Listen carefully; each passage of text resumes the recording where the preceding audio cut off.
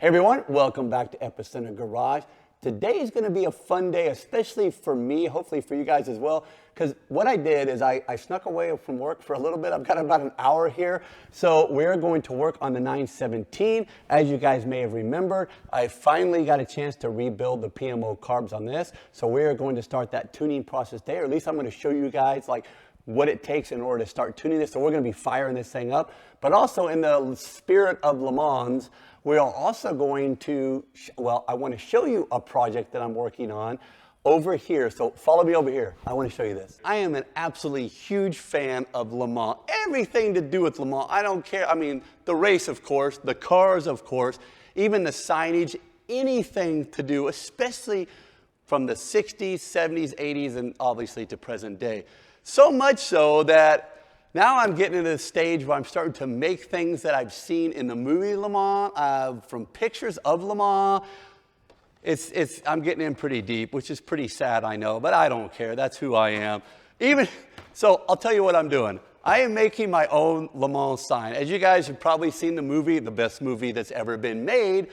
My wife doesn't think so, but for me, yes, is the movie Le Mans. And so, you know, in that movie, one of the main, I don't say main characters, one of the main focus things, especially at the beginning, is the clock at Le Mans. It's starting to click forward to 4 o'clock to when the race actually starts. Throughout the years, there's been many variations of the clock. And so I've kind of picked one from, I want to say, I think probably the late 60s that I'm going to be duplicating. So what I did is I took a board, I cut a board, pretty simple, painted it white, literally put electrical tape around the outside, drilled a hole in the middle, and I bought a DIY clock kit. I know it doesn't look like much, and these dials here are not very long. Of course, I'm going to modify this, so I'm going to open this thing up eventually. I won't bore you guys with it, but mount this on, the numbers, and I'm going to get it exactly the way. Of course, this is much smaller than the original clock, and the original clock was not wood and painted like this, but that's okay. This is going to be in the spirit of the clock that starts the race Le Mans. Now, I've also built up here, you guys follow me over here. All right, as I get to the top here, my ladder probably fall, I can hang on to this. So what I basically did here is I just took some regular pipe, screwed it together, painted it black. The clock will go up here, it will bolt right to here, and I've got a really cool light system that's going to go on the bottom. It's going to look old school like the original Le Mans light system. So I'm wiring that up right now. I'm putting lights in it. I don't know if I'm going to put LEDs in it. That might look too bright and too modern because they kind of need to kind of have that slow flash in, flash out.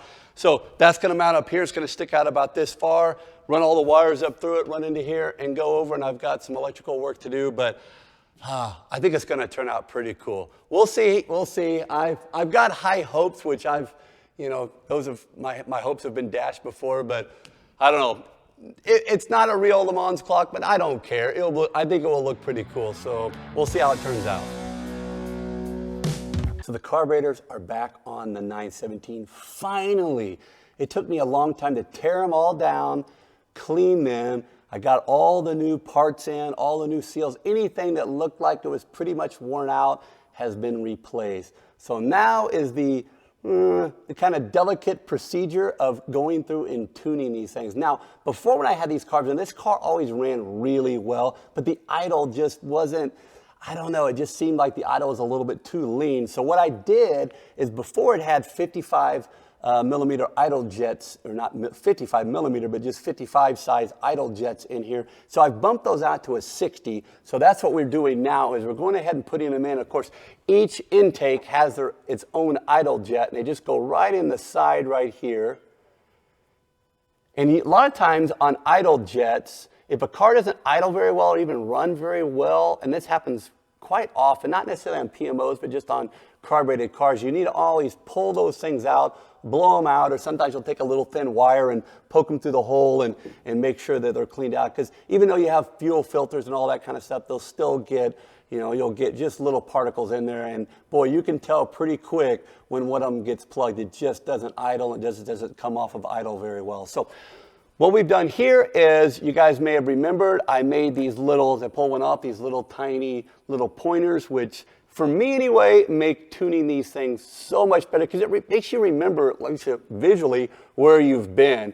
So as you start to rotate this out, or a lot of times you'll take a paint marker and point it on the side, but a paint marker, you're kind of like, well, was that left or did I go right?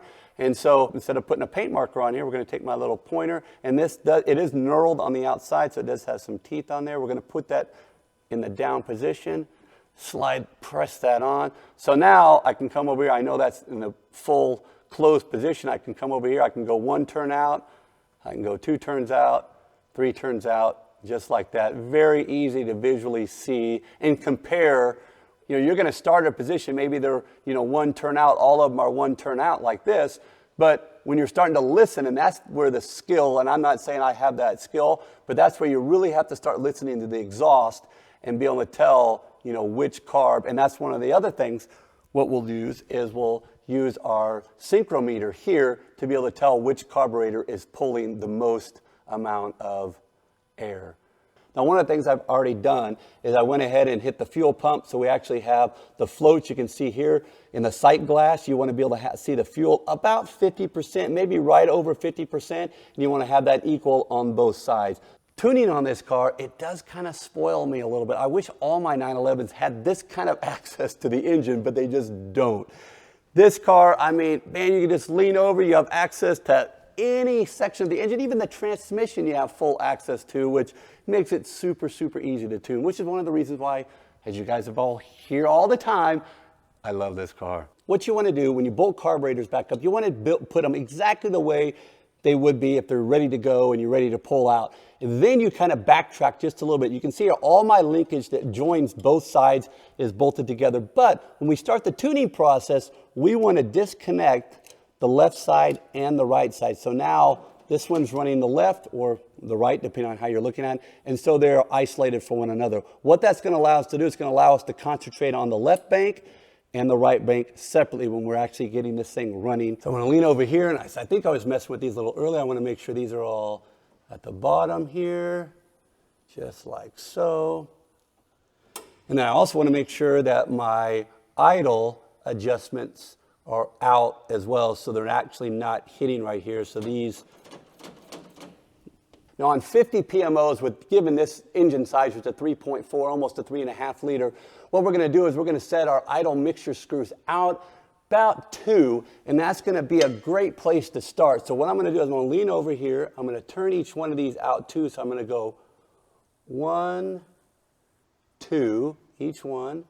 We go 1, 2, 1, and 2. And I'm going to do the same thing on this side over here. Now, if any of you guys have PMOs on your cars or you're thinking about buying PMOs and you got to tune them, there's other things in this whole process that I can go into in depth. We may do that later because just for this video, I'm going to do things kind of quick, at least get the car up and running. So taking our idle screw right here and pull this all the way out. So now this is actually completely closed, but I'm allowing, by screwing this 1/8 of a turn out, I'm allowing a little bit of air to move by, even though the throttle is completely closed. So now we're ready to start this thing up finally. So we've got fuel in the fuel bulbs. You can see here, or not the fuel bulbs, in the windows here, you can see we're about a little over 50%. And we're going to use our synchrometers here to balance each one of these carburetors. And then we're going to do it this side first, and then we're going to go through and do this side. So keep your fingers crossed. Let's make contact here.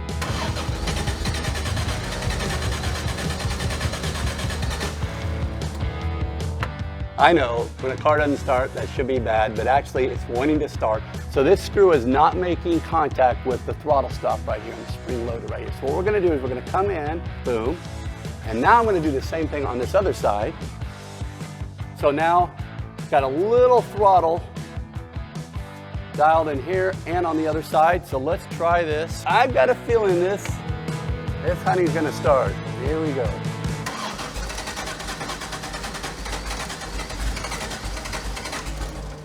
All right, so what that tells us, it did want to start there, and that's okay, because a quarter turn was not quite enough. So we're going to go about another 1/8 of a turn on both. Lean across here. Boom. Now we're going to try it again here. It should do it now.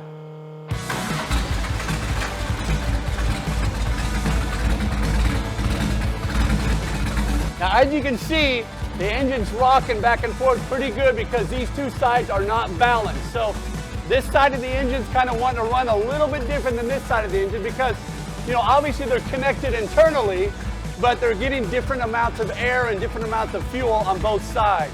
And this car is a little bit tricky. And this car is a little bit tricky to tune because you do have the exhaust system on this car. You have complete, you know, this side has its own exhaust pipe coming out. They're not joined at the back like some race cars. To get maximum power, a lot of times you'll take two sides, run them together, almost like an X pipe a little bit, but maybe it's more like a Y pipe, and going into one and then coming back out. And this is not set up that way. It makes it sometimes a little easier to tune. You can definitely tell one bank from the other, but at the same time, and it makes it sometimes a little bit more difficult to listen to, especially given the fact that this thing has no mufflers whatsoever on it. So it's not the quietest thing in the world. You almost can't even hear yourself think when you're tuning this thing.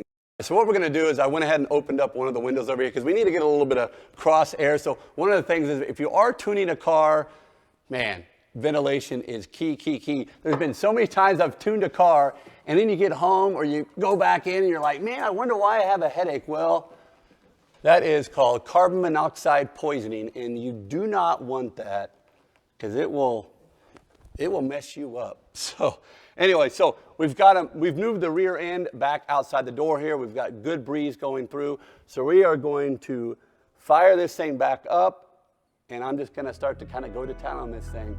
So here we go.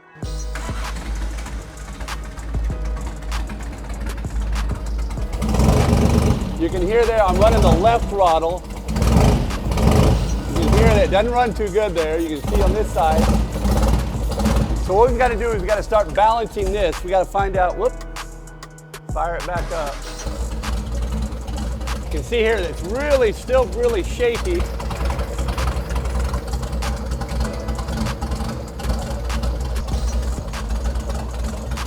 What we want to do is we want to get all of these intakes matched up right on the money.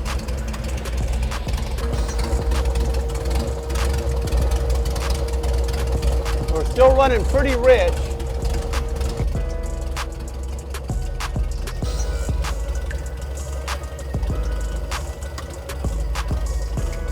We're getting pretty close.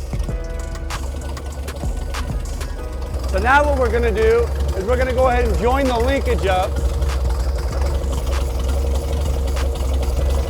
Join the linkage.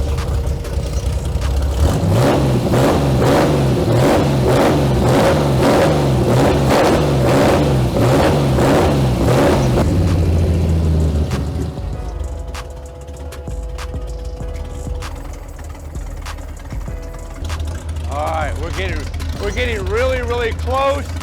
You can see here we're running pretty rich.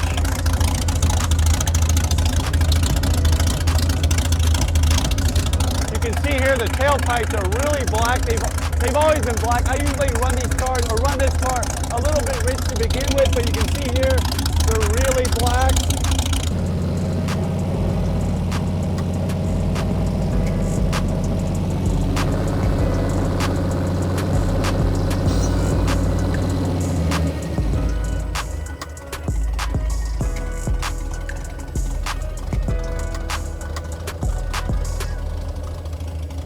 All right, time to take a little bit of a breather, let some of the fumes out of here.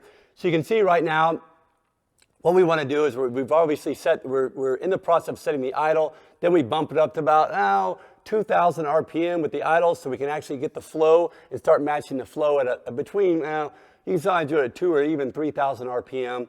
Then of course we're putting the synchrometer on each one of them. Definitely guys, on the next episode, this thing is going to be running like a top. We're going to take this thing out to my road out here, and we won't put the clamshell on it for just a little bit because we need to actually take it on the road because, you know, tuning in here is one thing, taking it out on the road and driving it is a completely different thing. Once an engine gets under load, characteristics change, all that stuff. So we're going to take it on the road, and one of the beautiful things, like I said before, is I literally hop out of the seat, jump around, start fiddling with it, take my tools with me, and I'm off again.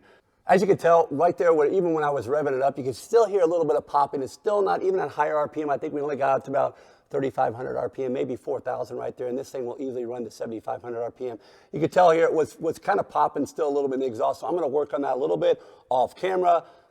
This is my lunch break, so I do need to get back to work. But once again, you guys, thank you so much for watching. If you like more of this type of stuff, please subscribe. But before we leave, I need to give you an update on the 930 Turbo because, oh my gosh, I'm not the fastest at doing cars and maintenance, but that car is like eating my lunch. And I feel so bad because from, I think, day one since I started this whole Epicenter garage thing, I think that car has been up on the lift and I feel horrible. But it is coming together. So all the pieces, as they say, as all the soldiers line up, we're all going into battle and we're knocking that thing out. But come on over, I want to show you where we're at on that thing. Because it's close, trust me. I would like to tell you guys that what's been holding this whole project up at this point was the flywheel, getting it resurfaced, but that's not the truth. It's actually me. But so we finally got this resurfaced thanks to Euro-Asian Bob. He actually took this back up to Wichita, took it to a place that does a lot of parts for him, got it resurfaced. You can see here, we're gonna get this thing bolted back up. And man, once this is bolted in, clutch on, hopefully Bob has enough time from his whole life to come down here and wrangle that transmission and get it bolted back on. I'm gonna clean it all up. And this puppy's going back in and we're gonna take that thing for a ride. So it's gonna be 930 turbo time real soon.